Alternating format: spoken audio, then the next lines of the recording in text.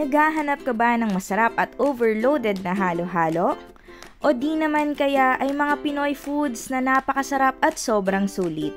At dahil nga dito lamang kami nakatira sa Lancaster, New City, hindi na namin kailangan pang lumayo dahil andito lamang yan sa Manong Barb's Halo-Halo at Manong Barb's Pinoy Barbecue Restaurant na matatagpuan sa Arnaldo Poblacion, Barangay 7, General Trias, Cavite.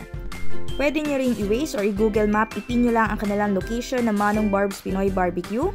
Open sila from 12 noon to 9 p.m. and pwede rin silang mag-deliver right at your doorstep.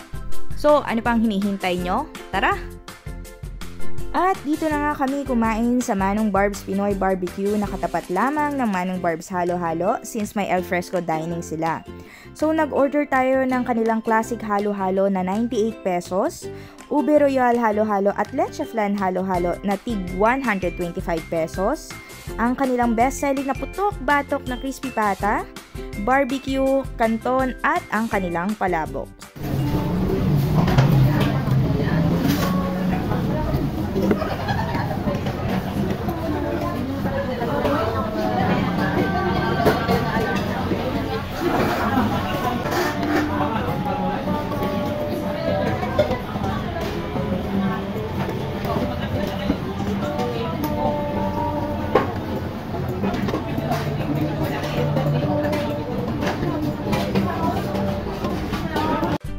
At ayan, titikman na nga natin yung in-order ko na Leche Flan Delight. Yung mga gatas sila nakahiwalay na doon mismo sa halo-halo.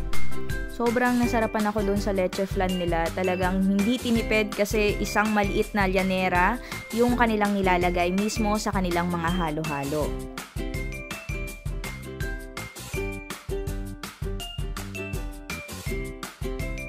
At syempre, titikman din natin ang kanilang Ube Royal Halo-Halo. So, sa mga ube lovers dyan, perfect sa inyo tong Ube Royal Halo-Halo na in-order natin.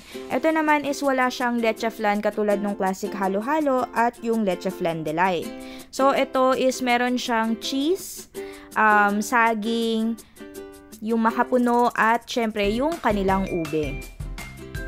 At ayan na nga, sobrang busog na tayo at hindi na natin natikman yung classic halo-halo dahil ginawa na lang namin itong pasalubong, pero pagdating namin sa bahay nakita ko sobrang overloaded ng mga laman nito. Kaya naman kahit maulan, patuloy pa rin silang dinadayo. So ano pang hinihintay nyo? I-visit nyo na sila, for sure mabubusog ka talaga.